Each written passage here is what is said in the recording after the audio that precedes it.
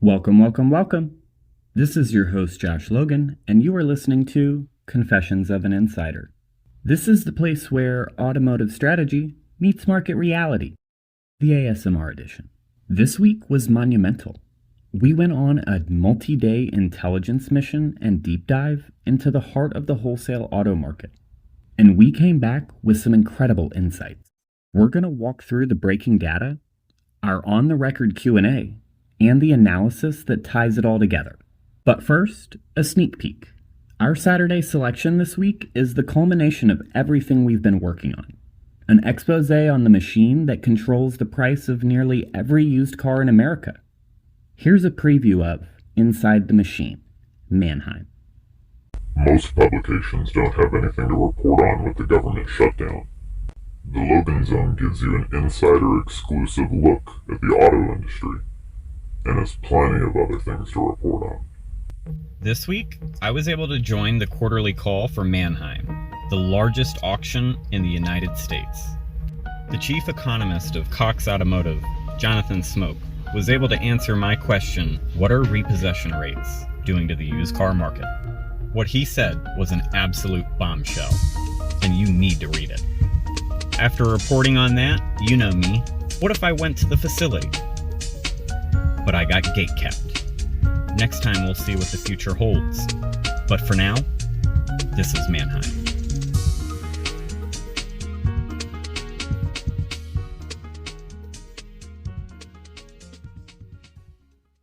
A powerful story, and we will come back to that. But our journey this week began as it always should, with the data.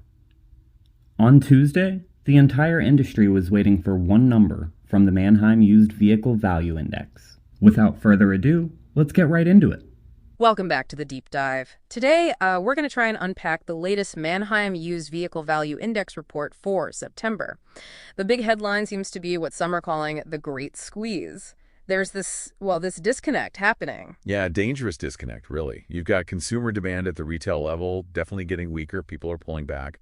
But then you look at wholesale values, what dealers pay at auction, and they're just stubbornly high. They're not really reflecting that retail reality. Stubbornly high is right. The actual index, the MUVVI, it only dropped, 0.2% from August? That's basically flat. Pretty much flat. Yeah, it landed at 207.0, and, just for context, that 207 figure, it's still actually up 2.0% compared to this time last year. So that's the tension right there. Wholesale isn't mirroring retail, and that creates a really high-risk situation for dealers facing serious margin pressure. Okay, yeah. Buying high and potentially selling lower. Let's dig into the index itself, though, because 1-2% down overall doesn't really capture the divergence happening underneath, does it? It sounds like a mixed bag. Oh, absolutely. It's not a simple retreat at all. Think of it more like different battlefronts. Yeah. Some segments are holding up surprisingly well. But which ones are those? Where's the strength? Well, no huge surprise. Luxury cars are still leading the pack. They're actually up 3.0% year over year. It suggests, that your higher-end consumers are still somewhat insulated from the broader economic pressures. Okay, that makes sense. But then there's the EV segment. That jumped, 6.4% year over year? That seems pretty big. Is that real? Well, real is debatable. Manheim's analysts are pretty skeptical. They think it's almost certainly what you call a pull-forward effect, buyers rushing in to grab those federal tax credits before they change or expire. Ah, okay, so maybe not sustainable strength then. Probably not. Once that incentive rush fades, those prices could easily drop back down. It's likely artificial inflation, for now. So if luxury is insulated and EVs are potentially artificial, where's the real pain, the signs of affordability issues biting? You look right at the other end of the spectrum. Compact cars. They're like the canaries in the coal mine for affordability. And they are, they're in free fall. Down a pretty staggering 6.5% year over year. That's the weakest segment by far. Wow. Okay. 6.5% down. That definitely screams affordability crisis for the average buyer. What about trucks? Usually a bedrock. Exactly. And that's another huge red flag. Pickup trucks were down year over year again. It was minus 0.3%. And that's the second month in a row they've shown a year-over-year decline when pickups start cracking alongside compacts. It signals something more fundamental is shifting. Affordability isn't just hitting the low end anymore. Precisely. It suggests the pressure is becoming much more widespread. Which brings us back to the big question. If retail demand is weakening, especially for these core segments, why are wholesale prices in the box at auction staying so firm? Why no crash? Yeah, it's counterintuitive, isn't it? But the answer really seems to be on the supply side. The sellers, your big fleet and rental companies, they're holding the line. Holding the line how? What data shows that? Manheim gives us a couple of key indicators. First, look at the sales conversion rate in September. It was 58.3%. And just to remind folks, conversion rate is the percentage of cars listed at auction that actually sell, right? Exactly. And 58.3%, that's historically quite strong. It means sellers aren't being forced to slash prices just to move metal. They're getting bids close to what they want. Okay, so they have pricing power. What else? The other thing was depreciation, or rather the lack of it. In the first half of September, prices actually went up slightly. Normally for that time of year, you'd expect prices to be going down. So this unusual strength gives sellers confidence. They're thinking, why drop my floor price if the market's still meeting it? Right. So the sellers are dictating terms, more or less. They get their prices. Dealers needing inventory have to pay up, and that just hammers dealership margins. We heard warnings about this on the CarMax call recently. It's the absolute core of this great squeeze. It really confirms the pressure cooker environment. You've got wholesale strength pushing against retail weakness. It feels like it's reached a critical point. So, wrapping this up then, this standoff, this squeeze, what eventually breaks it? What forces wholesale prices down to meet that weaker retail reality? That's the million-dollar question, isn't it? Yeah. And while this Manheim report doesn't explicitly forecast that, it does hint at a couple of things you, the listener, should probably keep a close eye on. Namely, watch what happens with inventory levels on dealer lots that's day supply. If that starts ballooning. That could force dealers to cut prices more aggressively. And the other factor, watch the data on vehicle repossessions. If those start to climb significantly, it could mean more distressed inventory hitting the auctions. Exactly. More supply, potentially at lower prices, could finally be the thing that breaks the dam on these high wholesale values. Yeah. Those are the key things to watch next. So let that sink in. The headline data reveals a great disconnect. Retail demand is clearly weakening. Inventory is starting to swell on dealer lots, yet wholesale prices are holding stubbornly high. It's a standoff. The numbers show a market that is fundamentally unhealthy and under immense pressure. It's a powder keg for dealers.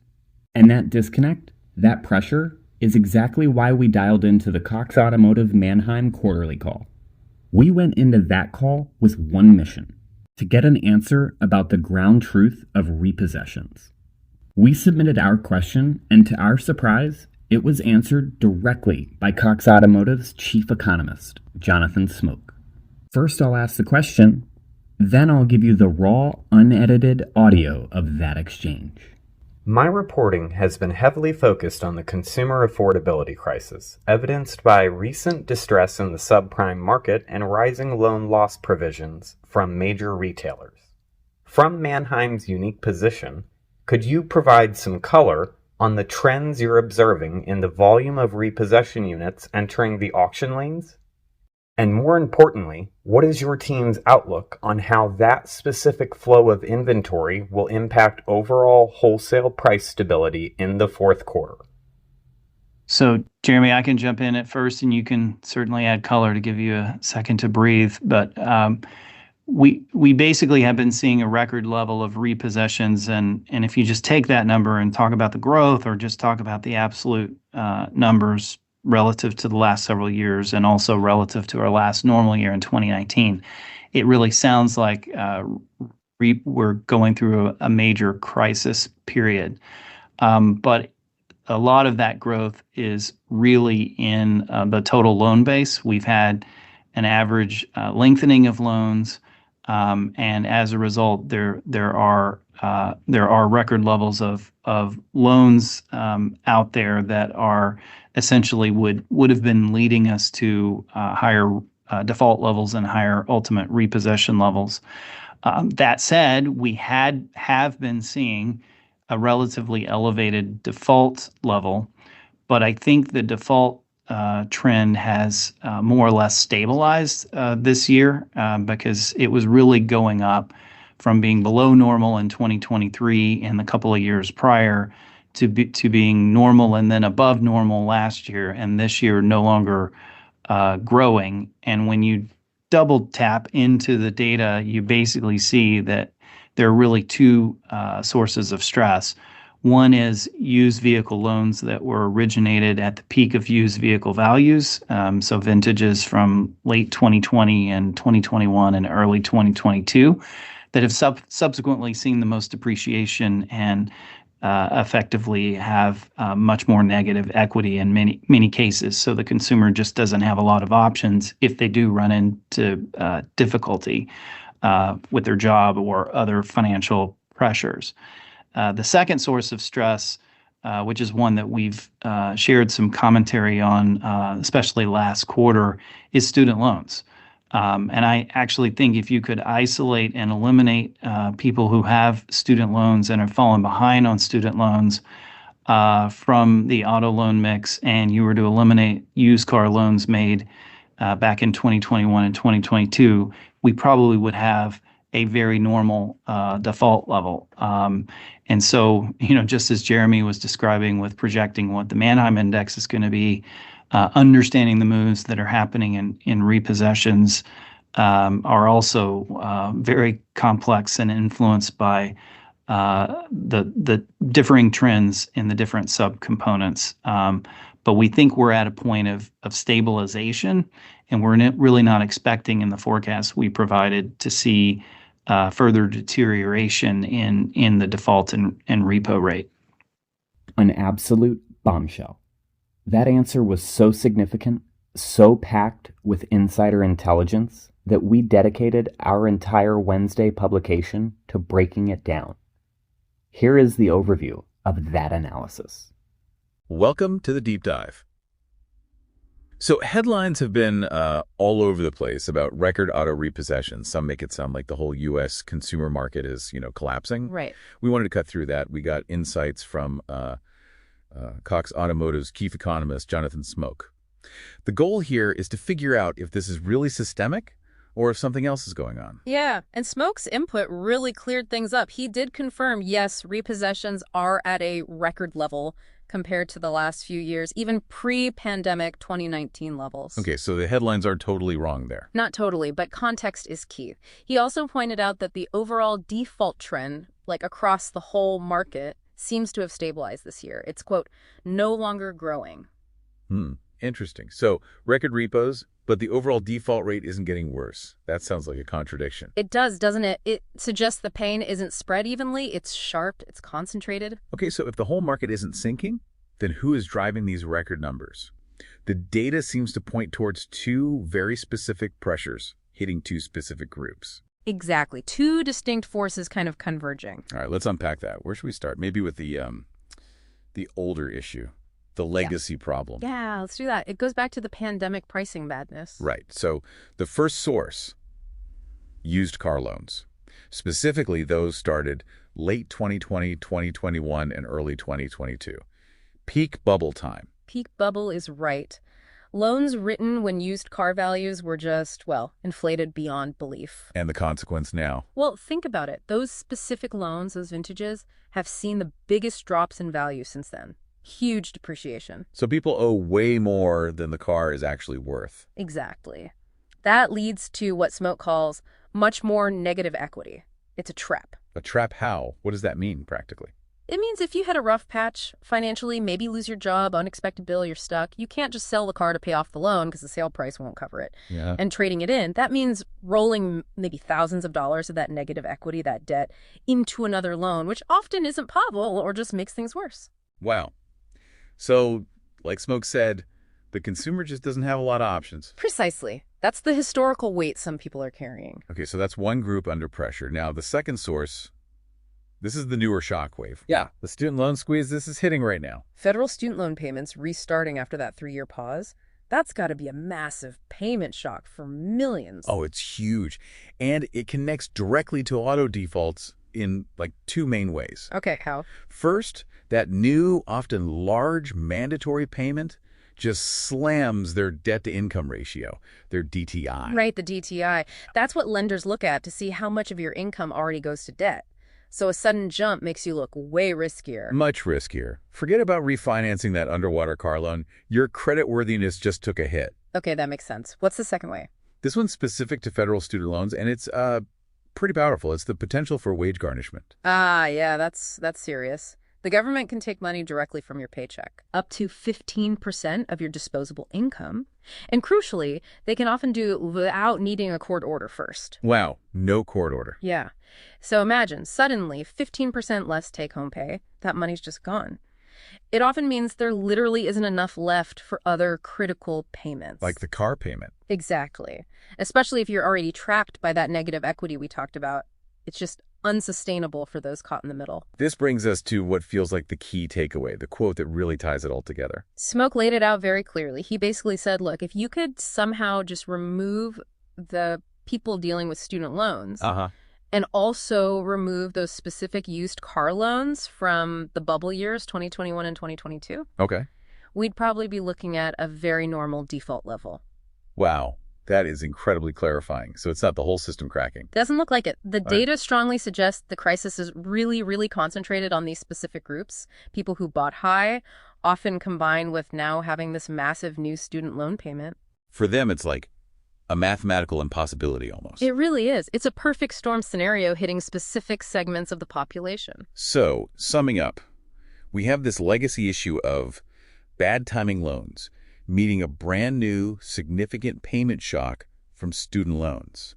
That explains the record repos without indicating a total market meltdown. Correct. It's an unsustainable squeeze, but a targeted one. Which leads to a final thought, maybe something for you, our listeners, to chew on. Yeah, if we accept that these two specific cohorts, the bubble-era borrowers and the student loan payers, are the ones driving these record levels of repossession, what does that concentration of risk tell you? Think about the financial institutions, the lenders, maybe those specializing in serving only those specific types of borrowers. What does this focused distress imply about their stability or maybe their lending practices? That's a really interesting question. What stands out to you when you consider that concentrated risk? Something to think about. The negative equity trap and the student loan budget shock on the record. The industry's top economists just confirmed two of the primary drivers of the Great Squeeze that we have been documenting for months. He stated unequivocally that without those two factors, the default market might look normal. This isn't speculation anymore. It's the confirmed reality from the highest level. And that brings us full circle. We've seen the breaking data from the MUVVI. We have the stunning on-the-record analysis from the industry's chief economist. Now it's time to put it all together and understand the machine itself, which brings us back to our Saturday selection. So you walk onto a used car lot, right? And the sticker price feels really stubborn, locked in. But that price, the story behind it, it doesn't actually start there with the salesperson. No, not at all. It begins way, way before that. It's kind of orchestrated almost by this single, really powerful entity that most people don't even see. Right. And that's what this deep dive is about, isn't it? Pulling back the curtain on that invisible hand, setting the real wholesale cost. We're talking about the Manheim machine. Exactly. And you can't just think of it as like some big auction house. It's way more than that. It's really the financial gatekeeper, the Wall Street of wholesale auto. That's a good way to put it. The Wall Street of cars. Yeah. Okay. So our mission here is to figure out why. Why is their data basically gospel for, every lender, every dealer out there? It comes down to scale. The sheer size gives them this incredible visibility into the market. How big are we talking? Well, Cox Automotive data shows Manheim handles nearly 8 million vehicles a year. 8 million. Wow. Yeah. And facilitates, get this, over $80 billion in transactions annually. Okay, that's not just big, that's market defining. Exactly. That volume means their sales data. It's the single most accurate, real-time reflection of what a car is truly worth on the wholesale market. If Manheim says the market value is X. Then X it is. For the entire financial world. Pretty much, yeah. Okay, so let's unpack that. How does one company set the price for essentially every used car, even the ones they don't actually sell themselves? They do it by being the central hub, the main clearinghouse for all the biggest players. Think major fleet companies, the big rental giants, Hertz, Avis, and the huge dealership groups. So when those guys need to know what a, say, 2-year-old SUV is worth, They look straight to the Manheim numbers. They aren't guessing. And that data all flows into what's the core mechanism here? That's the Manheim Used Vehicle Value Index, the MUVVI. You can basically think of it as the car industry's Dow Jones Industrial Average. Okay, the Dow Jones for cars. But why does it need to be an index? Why not just, average the sale prices from last week? Seems simpler. But a simple average would be too messy, too noisy. Noisy? How so? Well, imagine a temporary flood of small economy cars hits the auction lanes 1 month. A simple average price would tank, right? True. But that doesn't mean the underlying value of a typical used car actually dropped that much. The MUVVI is smart, it's seasonally adjusted, it's mix adjusted, meaning it filters out that kind of temporary weirdness. It aims to show the pure fundamental value trend of a typical used vehicle over time. It gives lenders, dealers a stable number they can rely on for, longer term decisions. Okay, stability. And that MUVVI number, that stable benchmark, that's what ultimately shapes the experience for us, for the consumer at the dealership. Absolutely. Take lenders, for example. Banks, credit unions, they use MUVVI data constantly to set their loan-to-value ratios, the LTV. Right, how much they're willing to lend you based on the car's value. Exactly. It determines how much risk they'll take. If MUVVI says the car's book value is high, they might lend more freely. If it's low, they tighten up. And for me, the buyer, that wholesale price the dealer paid at the Manheim auction, that sets the absolute floor for the sticker price I see, doesn't it? That's the floor. Yeah. Which leads directly to this margin squeeze everyone keeps talking about when MUVVI is high. Explain that squeeze. It's just basic dealer math. If they buy the car high at the wholesale auction based on that high MUVVI, they have almost no wiggle room left on the retail price. Precisely. No margin to discount without actually losing money on the sale. And that's why those sticker prices feel so incredibly stubborn right now. Okay, so that's the system. Pretty rigid. It sets the rules. But what happens when a rigid system like that slams into a massive real-world stress test, like what we're seeing now? Yeah, things get interesting and stressful. We know the September MUVVI just came in, still high, right? 27.0. So wholesale prices are staying up there even though we hear retail demand is, slowing down. That disconnect, that's a signal. It suggests pressure building up. And we got a really critical insight on this from Jonathan Smoke, the chief economist over at Cox Automotive. What did he say? During their Q3 market call, he was asked directly about cars coming back to auction because of, repossessions. Well, okay. And he confirmed, point blank, that repossessions are currently at a record level. Wait, a record level of repossessions? But hang on. If tons of repo cars are flooding the wholesale market, shouldn't that push prices down? Yeah. Shouldn't the MUVVI be dropping? Why is it still so high? That's a great question. There's likely a lag effect happening. Supply building up takes time to impact the index fully. But the key thing is that record repo level confirms real, serious consumer pain out there. Driven by what, specifically? Smoke pointed to two big pressure points. First, what he calls the negative equity trap. Meaning people who bought during the bubble. Exactly. Buyers from, say, 2021, 2022, when prices were absolutely sky high, they owe thousands more on their car loan than the car is actually worth today. So if they default, it's a massive loss. They're trapped. Totally trapped. And the second big shock hitting consumers? Don't tell me. Student loans. Bingo. The resumption of student loan payments. Smoke confirmed this is a huge budget shock, hitting already vulnerable households really hard. It's compounding the financial stress. And pushing more people into default, leading to those record repossessions hitting the auction lanes. That's the picture the data paints. Wow. Okay, so let's tie this together. Manheim acts as the central nervous system for the used car market. It translates millions of messy transactions into one number, the MUVVI. And that single number dictates the financial terms for pretty much everyone involved, lenders, dealers, and ultimately you, the buyer. That's right. Those high sticker prices you're seeing, the tight credit conditions, they're direct reflections of these really complex, stressed out dynamics happening way upstream in the wholesale market. Dynamics confirmed by that hard data showing record repossessions. It shows the economic strain is definitely real. No question. So now that you know the price story really begins deep in that wholesale data, here's something to think about. We have confirmed record levels of repossessed cars hitting the system. What does that signal for car supply? And maybe more importantly, for pricing, say, 6 months down the road? Are we about to see that stubborn MUVVI finally start to crack under the weight of all that incoming supply? Something to definitely mull over as you watch that index in the coming months. That sneak peek at the top of the show laid it all out. Manheim isn't just a place, it's a system. The MUVVI isn't just a number, it's the gospel that dealers, banks, and Wall Street live by. And the intelligence we got from Jonathan Smoke wasn't just an answer, it was a rare look inside the mind of the machine. When you put it all together, you see the full picture. A market where prices are being held artificially high while the consumer base is being systematically crushed by the economic realities of past bad loans and present-day financial burdens. That's our show for the week. A massive week of reporting and analysis that we were proud to bring you. Thank you for tuning in to Confessions of an Insider.